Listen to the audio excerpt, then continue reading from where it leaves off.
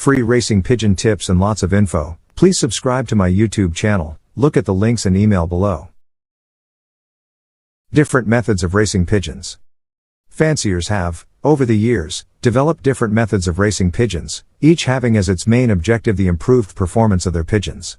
At one time, the natural system of racing, where the pigeons are mated and then flown whilst they are breeding or feeding youngsters, was the only system known. Belgium fanciers, however, discovered and developed what is today known as the widowhood system. The fanciers who discovered this method kept their secret to themselves, and for some time they dominated racing with their phenomenal results. Other fanciers, however, eventually discovered their secret, and since then the balance has been restored. Everyone stood an equal chance once again, with success depending upon the quality of the pigeon and the knowledge, experience and management of the fancier. There are no secrets in pigeon racing. The management and knowledge of the fancier and his experience alone will assist him. Fanciers who believe that they can make pigeons fly faster by giving them all sorts of secret medicines and drugs will inevitably be disappointed by their results. A pigeon can only achieve top performances when it is enjoying perfect health. It reaches top condition through exercise and correct feeding. There are two aspects of a pigeon's condition that influence the end result obtained. In the first place, there is the physical condition of the pigeon, which will determine whether it can do the distance, at the pace allowed by prevailing weather conditions. In the second place, its performance will be influenced by its mental condition. This will be the motive urging it to do that extra bit which will bring it just that fraction ahead of the other pigeon, or make it try that bit harder, in overnight races, to reach home in the twilight when other pigeons have decided to call it a day and have perched for the night.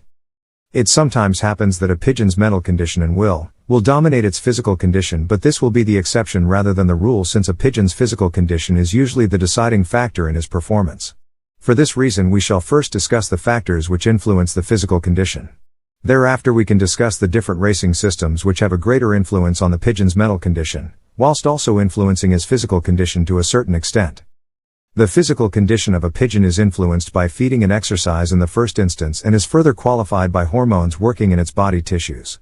This hormone working begins when the pigeon is mated and has gone through the breeding cycle of laying eggs and rearing youngsters. It is further activated by the time of year, since the pigeon adapts itself to seasonal weather changes by throwing off its down feathers.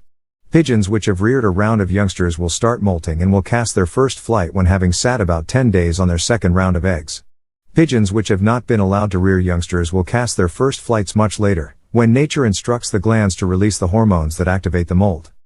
Experienced fanciers anxiously watch for signs of the fall of down feathers from their racers. This is not so much because the fall of the down feathers, in itself, is so important, but because it is a sign that the glands have released some hormones which will bring about the molt.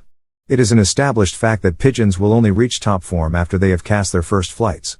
In other words, after the glands have been stimulated to release the hormones, which by their working, help to bring the pigeon into top condition.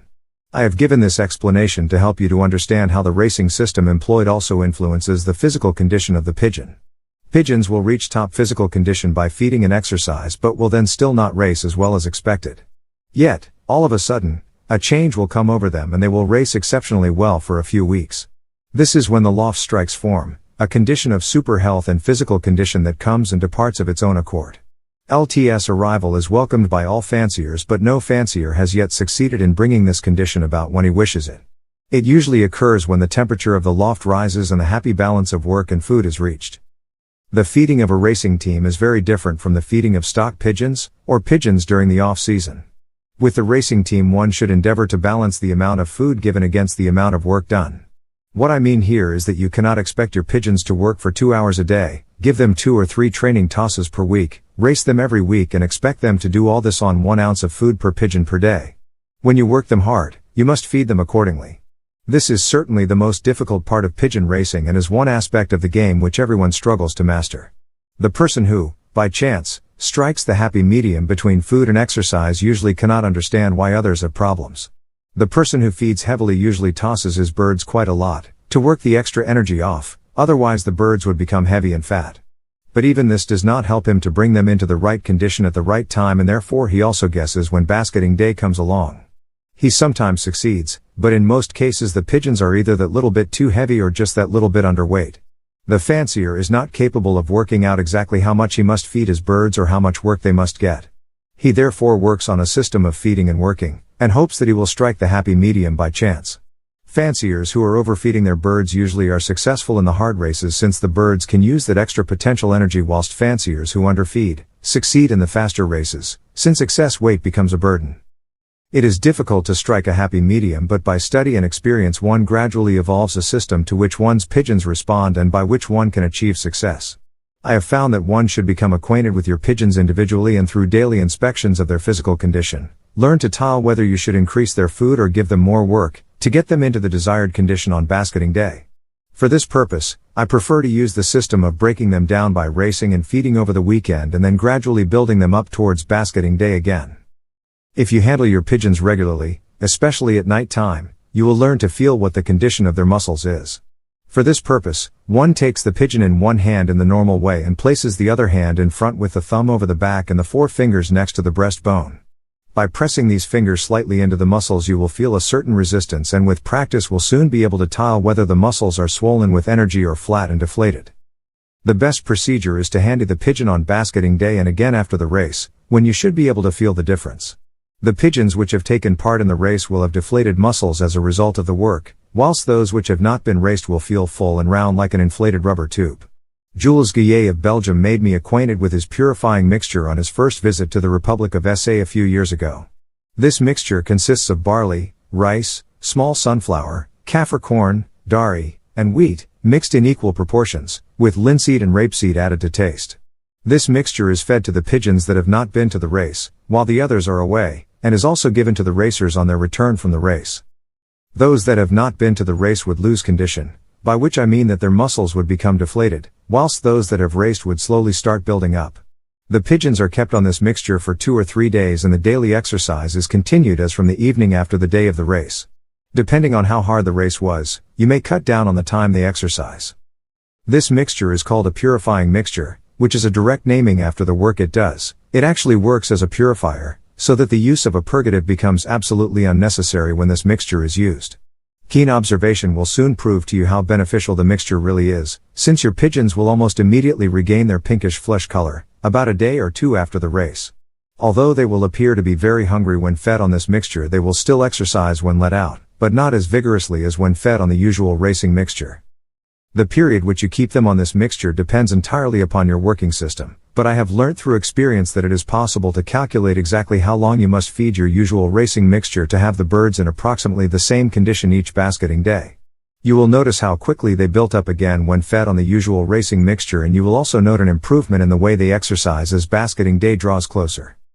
By adjusting this feeding system to suit your own training methods, you will find that it is possible to reduce the amount of work given and still have your pigeons in the desired condition on the day of basketing. You will readily appreciate that you can, by these means, control the physical condition of your pigeons at will. Most fanciers are inclined to overwork their pigeons and fail to realize that pigeons sometimes need a rest in order to recover their strength. One must realize that the pigeon's body is not a machine, and that though some fanciers succeed in getting it to work like a machine, they can do so for only a limited period of time. The training methods of different fanciers vary according to the type of pigeon they have. It is therefore essential that you use a system as close as possible to the one used by the fancier or fanciers from whom you acquired your pigeons. You will find it necessary to work your pigeons reasonably hard when you wish to race them successfully over the short distance races. However, they will need more rest when the long distance events come along.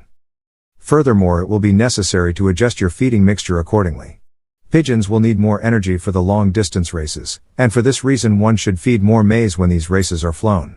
The usual racing mixture should contain at least 60% carbohydrates, but this percentage can be increased to 70% or even 80% when long distance races are flown. It is essential to learn to know each pigeon individually, since no two pigeons are alike and since the quality of pigeons varies so considerably. I mentioned earlier that each fancier is inclined to breed the type of pigeon which responds to his racing methods, but it is also true to say that each fancier has only a few pigeons of outstanding class in his loft. As the secretary of the Pretoria Racing Pigeon Union, I have made a study of the numbers of the pigeons which have flown well for each fancier, when signing the prize certificates at the end of the season. This has revealed that very few fanciers have many birds which have managed to get into the positions given by the union. One usually finds that if a fancier has had 10 positions for the season, that one pigeon has scored 3 or 4 times, with another one scoring twice, whilst the other positions are made up by different pigeons. From this one may deduce that there are very few pigeons of outstanding quality about, or other pigeons would also have scored more often. If the quality of the pigeon is not the deciding factor, then why is it that one pigeon will succeed in scoring more than once, while other pigeons fail to do so?